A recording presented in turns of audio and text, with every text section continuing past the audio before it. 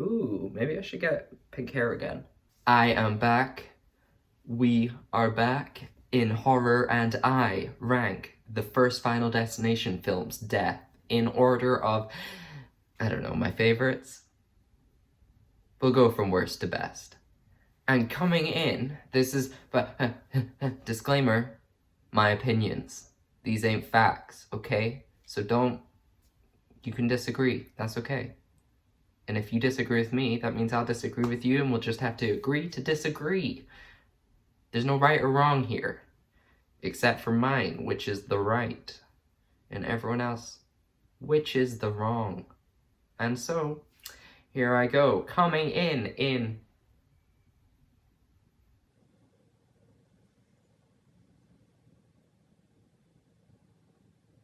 5th place. Kinda. Kinda. We're going with 5th because it's up to debate whether 4 or 5 people die in this film, but we know that from the next film that there's only one of them left, so I'm gonna go with 5. And coming in 5th place is poor old Billy, who gets his head chopped off by a bit of a broken car flipped up by the train wheel. It's quick. I don't dislike it. I think that this film is good with the way that it kills off characters. I think it doesn't go like most of the rest of them and just lose its mind and try and kill off too many of them, the Final Destination. And because there's only 5, they have time to make some elaborate, make some simple, make some fun, make some brutal. And so, but it's in 5th place because I feel like this one was quick, it was shocking, but the film had already done that. It wasn't the first quick or shocking one of this film. And although again, I do like it, it just felt in a film that was being quite serious and quite sad, it felt a bit comical, which isn't always a bad thing, and a lot of the rest of the series becomes more comical. There's certainly moments that are way more comical, but in this film it didn't fit the tone for me. And so simply, that's why it's in 5th place. Still like it, just not as much as the rest of them. Coming in 4th place is kinda Carter. Now, this is at the very end of the film. I'm sure I've seen a version, although it might have been a fan-made edit, where he does actually get hit by the swinging sign, but he's not in the next film. It can be assumed that he's hit by the sign. It looks like he's not going to get out of the way, and I think there is even a sound effect of him being hit. But you don't see it, which is why it's not higher on the list. But I do like it as a way to end the film. It set up the whole series as a series where, no, you think you can cheat death? But you can cheat him once, maybe. You can cheat him twice if you're real good, but 3rd time? No. Saying that, Clear did cheat death like 20 times, but she got caught in the end. And so, there's definitely a bug in my room. And so, yeah, you don't see any of it. It's not gory, it's not brutal. It's shocking, and it sets up the whole series as like, yeah, this is not going to be one where the heroes survive. It's not going to have a happy ending, and I really like that about it. But I think beyond that, it almost was just one of those post-credit scenes every horror film has where they're like, you win! No, you don't. And so I get why it was there, and I like it, and I think it did set up the series well, but I also think as a death and ranking it on basis of ranking the deaths in the film, it's near the bottom. I think the only reason I put it higher than Billy was purely because there was more purpose to this one. It was surprising, but also it was setting up the idea that no one will survive, whereas Billy's was just shocking. So, coming in 3rd place, we have our OG Final Destination death, Todd. Kind of our OG, if you don't include the premonitions. But this was the first death in the whole series that was individual, it was targeted, and it was very well done. The only reason, and I do mean the only reason it is not higher on this list, is because of that weird magic water that just seems to be able to move, and that's not in most of the rest of the films don't have any sort of supernatural thing like that. And so it set up this film to imply that death, or whatever this thing was a physical or spiritual being that could control things and push things in a way that would cause someone to die. But I think every other death beyond that point, again, another voice crack, I love hitting puberty, even if death was helping, it was more subtle, or it was more natural, or it was death causing a series of events, not death actively just being like water underfoot and you slip. But the reason it's above the other two is because it is so just tense to watch.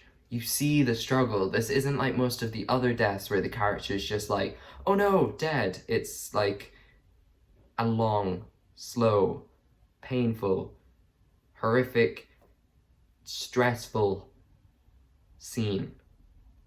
There's a lot of build-up. It's the first death in the series, so they have to have some of those like, what's gonna happen? You don't know for sure because of the way, like, it is the first death in the series. You don't know that he's gonna die. It's assumed that something bad's about to happen to him, but you just don't know.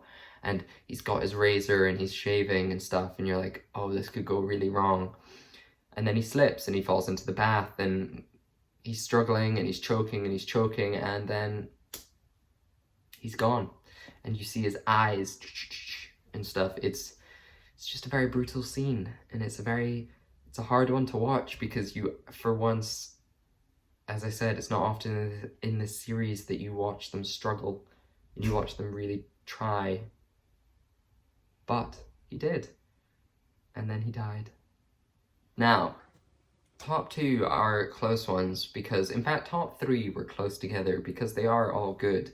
And I think had this had a bit more to it, it would be number one. But because it was simply just a sort of jump, surprise, shock, coming in at number two is Terry, who, as I'm sure you all know for anyone who's seen the film, had the first surprise, shock, boom, and they're gone. Steps in front of a bus and she's dead. She doesn't know the bus is coming. It's the first time really that our main character has an opportunity to realize he has some ability to see what's going to happen beyond the initial premonition. He obviously had clues to do with Todd, but he didn't have time to act on them, and so this is the first time he starts to see stuff, and he sees the bus in the window, and it's like, but there's no bus there. And then of course he realizes once it's too late, but he does realize that he knew before it happened, and it sets up the rest of the film and the idea that he can probably try and save his friends. I think it's shocking, it's quick, her last line is great, it's slightly comical in that it's sudden and it's quick, and it's the way she's acting beforehand and the way the argument's going beforehand, and she's trying to be the one that's like, let's just drop this argument. I think it's very well set up. And the only reason it's not number one is because I think that the other death just has a little bit more to it. But this is a strong number two for the start of the series. And in number one,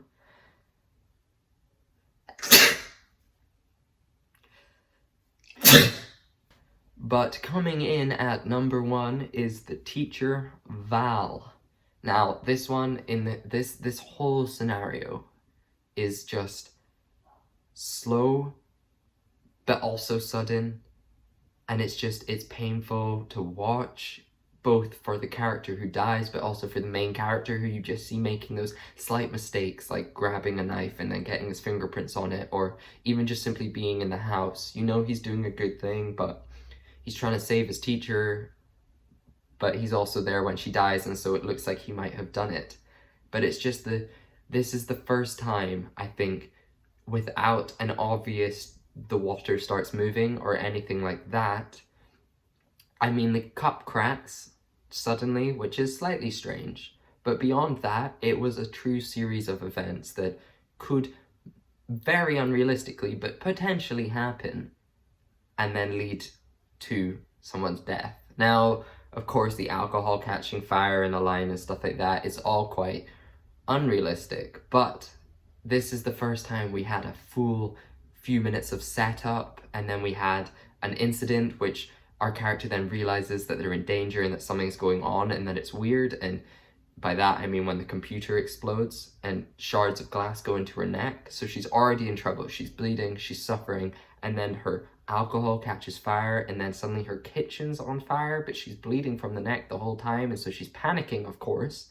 And then things start exploding and she goes down, and then she tries to get the knives so that she can use the cloth, or well, she doesn't try and get the knife, she tries to get the cloth so that she can try and slow the bleeding, but then knocks over the knives, and then the knives go into her, and you think, wow, that's going to be her done, but that's not even her done. She's still going because she's a trooper. And then the fire just continues a bit further. There's an explosion, pushing the knife deeper into her stomach, and finally that is what kills her. This whole lead up is just her suffering and her panicking, and it's the first time really that we've had a 5-stage build-up. We've had the cup crack, we've had the water or the alcohol drip on the floor, we've had it drip into the computer explode, she gets injured, the fire gets the alcohol, burning all the way to the kitchen catches fire, she tries to solve it, there's explosions, there's knives. It's great. It's everything that the series was setting up to be. I think it was particularly that death there that will have enticed a lot of audiences that are particularly just a fan of kind of gruesome horror or violence or any sort of thing like that in a film. It was that couple minutes which led to the rest of the series being what it is. And that's why it is my #1 kill from the Final Destination series. And so, if you agree or disagree with my opinions, then you're either right or wrong. But if you want to say otherwise, say it in the comments down below and let me know what your order is if you've seen them. I hope you enjoyed this video. I think I'm going to do this with all of the Final Destination films, just every other Friday. And then I may do them with the Saw films at some point as well, because I realized I've never ranked the Saw deaths in an order, but I have researched and analyzed them a lot. And this buddy can come with me for that. So, until then, be kind and stay safe. And thank you for watching Horror and I. And it knocked something over, pushing that knife deeper into her stomach. And that's finally what killed. Gotta make sure I get these characters' names right. Final Destination. Okay. On my research, I think there's a bug in my room. Well, whatever. If it comes at me, we will fight. On my research to make sure I got all the characters' names right for the first Final Destination film, they've written how someone died incorrectly. They say, spoilers, that Mr. Alex Browning,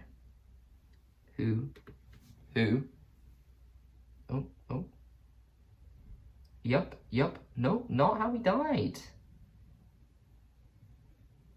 It's not how he died.